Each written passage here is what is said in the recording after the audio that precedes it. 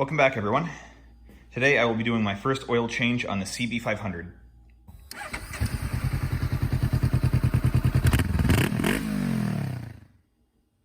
Now, oil changes are the textbook easiest maintenance job you can do yourself on a car or motorcycle or really anything with an internal combustion engine. And so here are the tools that you're going to need for this particular job. Some safety glasses because you're working with fluids. The shop manual if you want some additional information to follow. You're going to need your choice of oil. I'm going with Castrol Actevo. I'm choosing this oil because I've run Castrol in my cars for a long time with really good results. So I'm going to start here. I may move on to a more motorcycle specific brand that does motorcycles only. But I figured I'll stick with what I know. It's a good starting point. You'll need an oil filter. I decided to go with an OEM Honda oil filter. You'll need an oil filter socket with an adapter if you need it. A 12 millimeter socket to get off the OEM drain plug. I'm choosing to go with a magnetic low profile drain plug with the new crush washer, and that takes a 6 millimeter Allen key. You'll need a funnel. You'll also need some aluminum foil to put over the exhaust headers so that you don't drip oil from the oil filter onto them. And then the last thing you're going to need is a ratchet and a torque wrench to torque up both the oil filter and the drain plug. And that's all it takes. The first step in the process is to get the engine nice and hot. That way the oil will drain out faster. And it will also help to mix up any metal particles or it'll help mix up the oil so you get all of that junk out of the engine and it's not sitting in a little puddle in the corner of the drain pan and it contaminates your fresh oil. So I'm going to go for a quick drive just a couple miles up and down the main road near me, and then I'll be right back.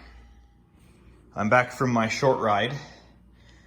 This oil only has a few hundred miles on it. I bought the bike and it had 1,168 miles and it currently has 1,829. So that's not even 700 miles. But there's a couple reasons why I'm changing the oil now, and I'll get into that in a little bit. First off, the three major points of the oiling system that you should know as a rider is the oil viewing. This is a sight glass for viewing the oil level. It's got to be between those two lines. The oil filter is right up front. You can't miss it. And then the oil drain bolt is right there, just like a miniature car engine. So really, really easy. Oh, one more, sorry. The oil fill cap is up here, and we are going to want to remove that while we drain it so that air can fill in the space of the oil. There. And then I got my foil down here to wrap the headers with so that I don't get oil all over them. The first thing I'm going to choose to do is remove the oil filter. It doesn't really matter which order you do this in, but coming from the BMW world, with cars, usually it's best to drain the oil filter and remove that first so that the oil can drain back down into the pan.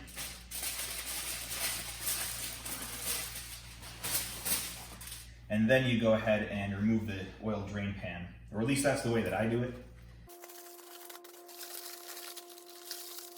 This doesn't need to be pretty. You'll rip it back off soon enough.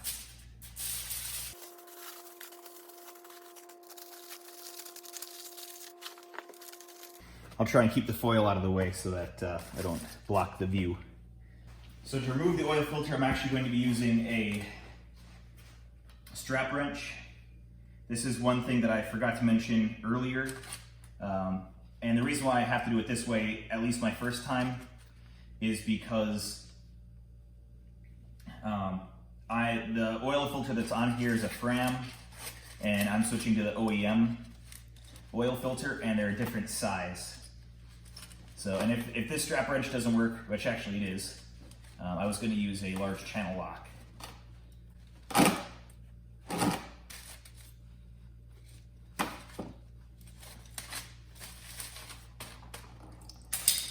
And there goes all the oil. It's still very clear, which is good.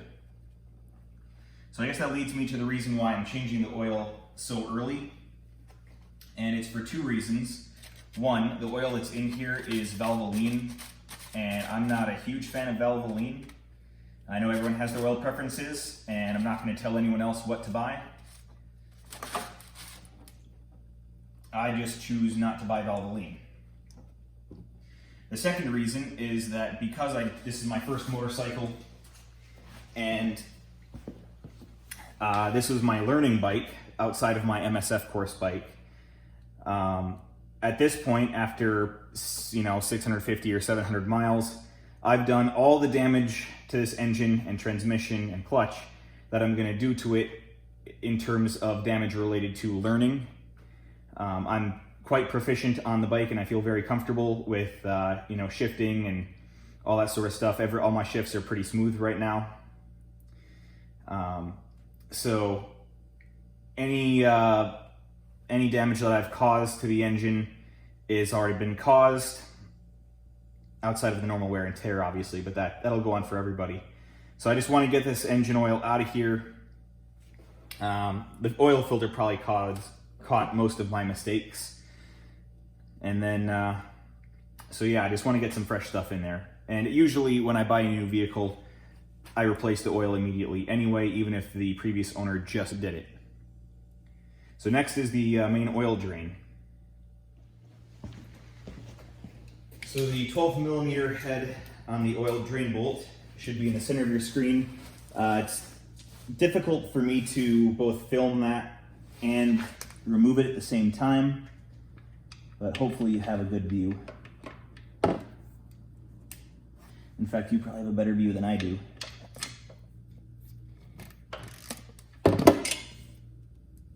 It would also help if I had the socket set to the right direction.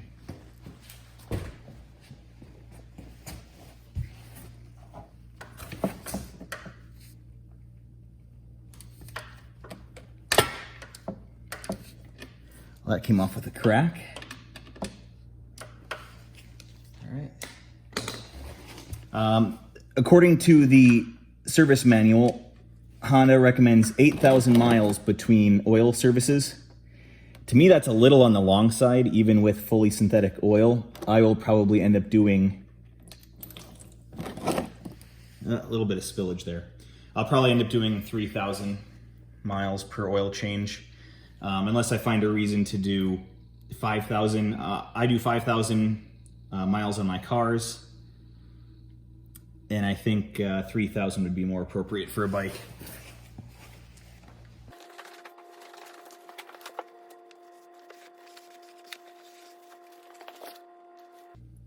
A trick I've seen some people do is tip the bike up to try and get more oil out, so I figure why not give that a try as well.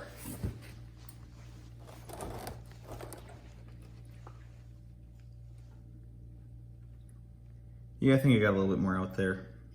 I can't actually see because I'm standing up. I'll review the footage though and see how well that did. Now you don't need to wait for every last drop to come out. It's never that big of a deal, especially because this stuff is so new. But then again, because I'm changing brands and they're gonna have different additive packages that may not be super compatible with each other, probably just best to let everything drain out. So I'm gonna cut here and come back when I'm gonna be reinstalling everything. So this here is the stock drain plug. It's non-magnetic and actually has a pretty nice thick crush washer on it. It's an M12 by 1.5 thread. And here is my new drain plug. This one I believe is from TUSK. So same diameter there. The thread length is almost identical, except for it goes a little bit, it's a little bit longer because of the magnet, and it is a 6mm Allen for the drive. So this is gonna be better in terms of longevity. I don't question that. This is just a lower profile, a sleeker unit. It has a magnet on it. I've never had a magnetic drain plug before, so this is my first experience with one. The thing that's turned me off of them in the past is that I've heard that the magnets will occasionally fall out, and I don't want that in the engine. I want it to stay here, not go in there. But I'm willing to chance it this time. So if I remember correctly, this is 30 Newton meters that this gets torqued to, so that's quite a lot. All right, now you see I thought I hit the record button, but apparently I didn't, and you can see the oil filter is in. All I said is that instead of using brand new oil to lubricate the O-ring and the threads, I just dipped my finger in the old oil. The reasoning being that oil doesn't flow through the engine, it's just used to seal the gasket and lubricate the threads. So there's no harm in using the old stuff. If you want to dip your fingers and potentially contaminate the new oil directly with your dirty hands, you can do that. I prefer doing it this way. You decide what you want to do. And in goes the new drain plug.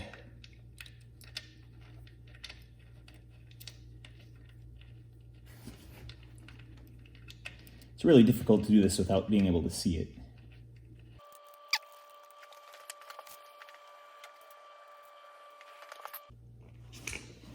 Now remember, 30 Newton meters on your torque wrench for this one. And even though it's 30, I'm going to start out at 20, just because I'm more comfortable with the lower torque spec for now.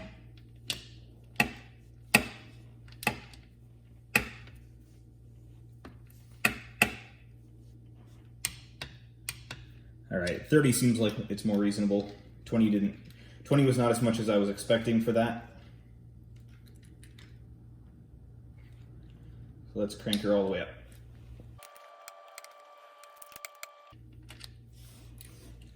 Let me change my adapters. This one's a little bit broken. You know, I say it was broken, it wasn't actually broken. This is the nicer one that I have from my motorcycle toolkit, where the other one was my shop one, which actually the one in my toolkit is in better condition than the one that's in my shop set, which might be a good thing actually.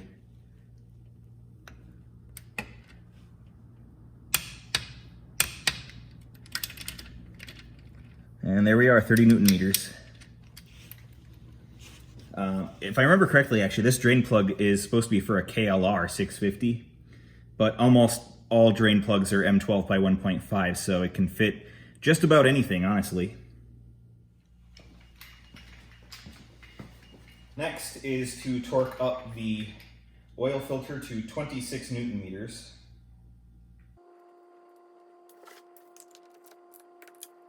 Predictable, these things always stick on.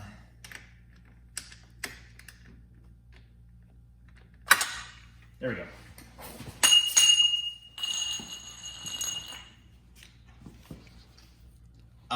I can honestly say now that this one that I bought, I don't really recommend, just because I had to file away. There was a weird spot where the mold, this is die cast, so there's a steel mold.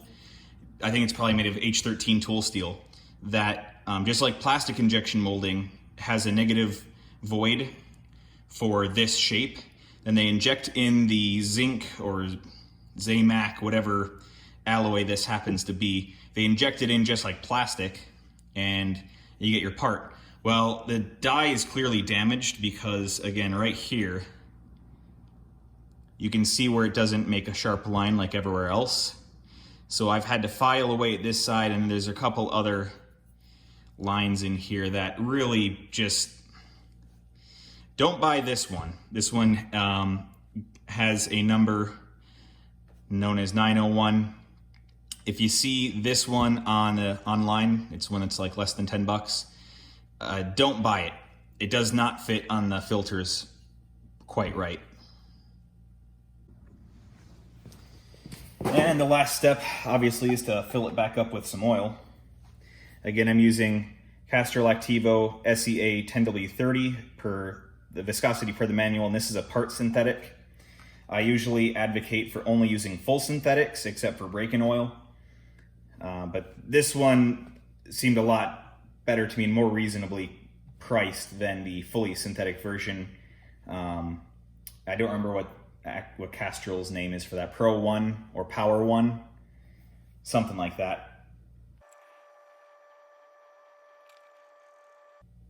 Just like with the oil pan draining, you could sit here all day and let every last drop go in, but it's not worth your time. Once you got most of it out, move on to the next bottle.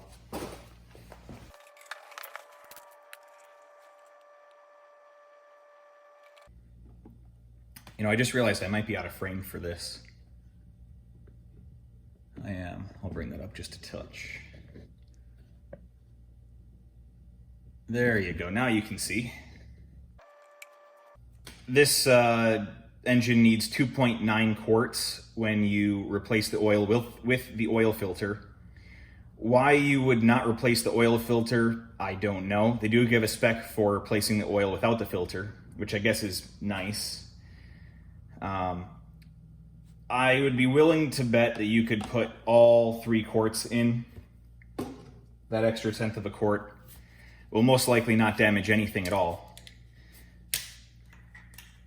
But to be on the safe side and to follow what Honda says, because believe it or not, Honda does know what they're talking about, I will put in, give or take, 2.9 quarts.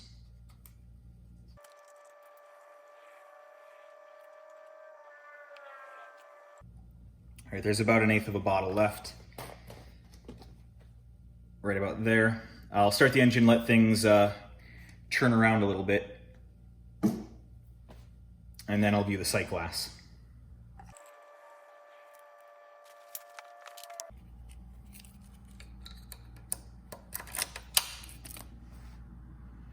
Neutral light is on. Ignition.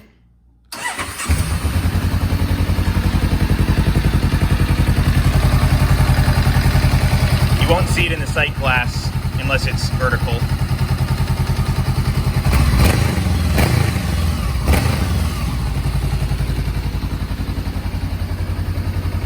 Oil light's out. Now I just gotta let it sit so that all that oil can drain back down to the pan. And with this being not super warm oil, it might take a few minutes. So it's been a few minutes. Most of the oil has probably drained back to the sump now. So just pull the bike upright until it's at its balance point. Make sure, again, you're also on level ground.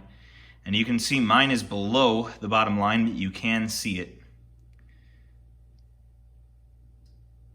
So I'm gonna give it the last 1/8 of that quart.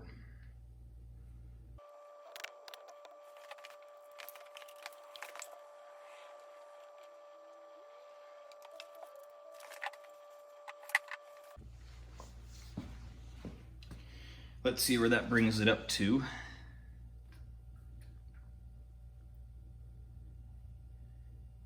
Excellent, that's just below the full line. So I would say be careful and do your own measuring, but you can put all 3 quarts in with an oil filter change. I think that's a pretty safe bet. Hopefully you found that helpful, useful, or informative. If you have any suggestions or have any stories about some mishaps or anything with oil or oil filters, or victory stories, if you want to share one of those, go ahead and let me know in the comments.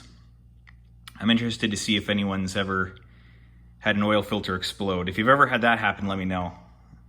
I'm sure that's always a good laugh, unless it happens to you, of course. So until next time, see ya.